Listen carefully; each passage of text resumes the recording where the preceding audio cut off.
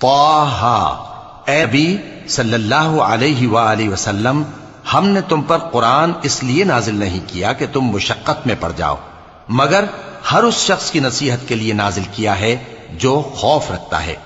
یہ اس ذات کا اتارا ہوا ہے جس نے زمین اور اونچے اونچے آسمان بنائے، یعنی رحمان، جو عرش پر جلوہ افروز ہوا۔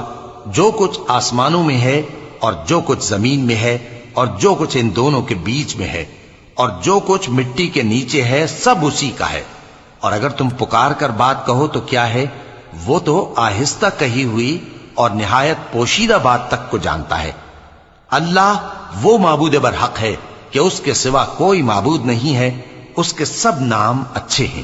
اور کیا تمہیں موسیٰ کے حال کی خبر ملی ہے؟ جب انہوں نے آگ دیکھی تو اپنے گھر والوں سے کہا کہ تم یہاں ٹھہرو، میں نے آگ دیکھی ہے، میں وہاں جاتا ہوں، شاید اس میں سے میں تمہارے پاس انگارہ لاؤں یا آگ کے مقام سے اپنا رستہ معلوم کر سکوں۔ پھر جب وہ وہاں پہنچے تو آواز آئی کہ اے موسیٰ، میں تو تمہارا پروردگار ہوں، تو اپنے جوتے اتار دو، تم یہاں پاک میدان یعنی طویٰ میں ہو، اور میں نے تم کو منتخب کر لیا ہے، تو جو حکم دیا جائے اسے سنو۔ بے شک میں ہی اللہ ہوں، میرے سوا کوئی معبود نہیں، تو میری عبادت کیا کرو اور میری یاد کے لیے نماز پڑھا کرو۔ قیامت یقیناً آنے والی ہے، میں چاہتا ہوں کہ اس کے وقت کو پوشیدہ رکھوں تاکہ ہر شخص جو کوشش کرے اس کا بدلہ پائے۔ تو جو شخص اس پر ایمان نہیں رکھتا اور اپنی خواہش کے پیچھے چلتا ہے، کہیں تم کو اس کے یقین سے روک نہ دے، تو اس صورت میں تم ہلاک ہو جاؤ۔ اور اے موسیٰ، یہ تمہارے داہنے ہاتھ میں کیا ہے؟ انہوں نے کہا، یہ میری لاٹھی ہے، اس پر میں ٹیک لگاتا ہوں اور اس سے اپنی بکریوں کے لیے پتے جھاڑتا ہوں، اور اس میں میرے اور بھی کئی فائدے ہیں۔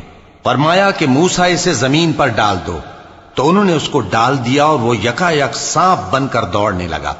فرمایا کہ اسے پکڑ لو اور ڈرنا مت، ہم اس کو ابھی اس کی پہلی حالت پر لوٹا دیں گے، اور اپنا ہاتھ اپنی بغل میں دبا لو کہ وہ کسی عیب و بیماری کے بغیر سفید چمکتا دمکتا نکلے گا۔ یہ دوسری نشانی ہے تاکہ ہم تمہیں اپنے بڑے بڑے نشانات دکھائیں۔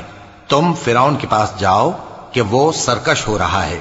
کہا، اے میرے پروردگار، اس کام کے لیے میرا سینہ کھول دے اور میرا کام آسان کر دے، اور میری زبان کی گرہ کھول دے تاکہ وہ میری بات سمجھ لیں، اور میرے گھر والوں میں سے ایک کو میرا وزیر یعنی مددگار مقرر فرما، یعنی میرے بھائی ہارون کو۔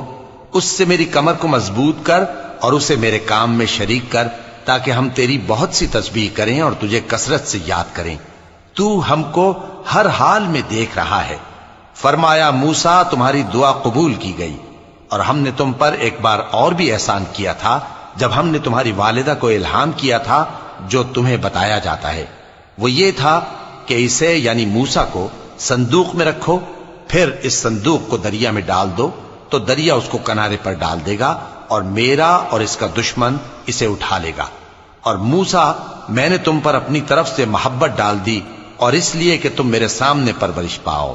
جب تمہاری بہن وہاں فرعون کے ہاں گئی اور کہنے لگی کہ میں تمہیں اس کا پتہ دوں جو اس کو پالے پوسے، تو اس طریق سے ہم نے تم کو تمہاری ماں کے پاس پہنچا دیا تاکہ ان کی آنکھیں ٹھنڈی ہوں اور وہ رنج نہ کریں۔ اور تم نے ایک شخص کو مار ڈالا تھا تو ہم نے تم کو غم سے نجات دی، اور ہم نے تمہاری کئی بار آزمائش کی، پھر تم کئی سال اہل مدین میں ٹھہرے رہے۔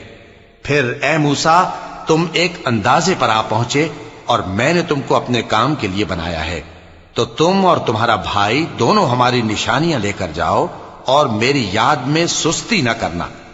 دونوں فرعون کے پاس جاؤ کہ وہ سرکش ہو رہا ہے، اور اس سے نرمی سے بات کرنا، شاید وہ غور کرے یا ڈر جائے۔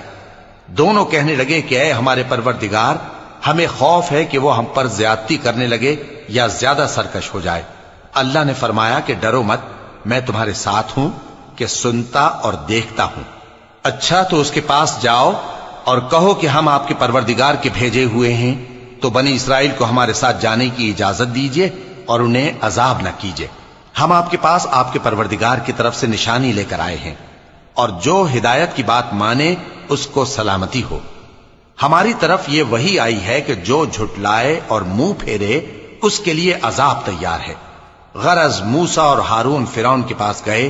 اس نے کہا کہ موسیٰ، تمہارا پروردگار کون ہے؟ کہا کہ ہمارا پروردگار وہ ہے جس نے ہر چیز کو اس کی شکل و صورت بخشی پھر راہ دکھائی۔ کہا تو پہلی قوموں کا کیا حال ہوا؟ فرمایا کہ ان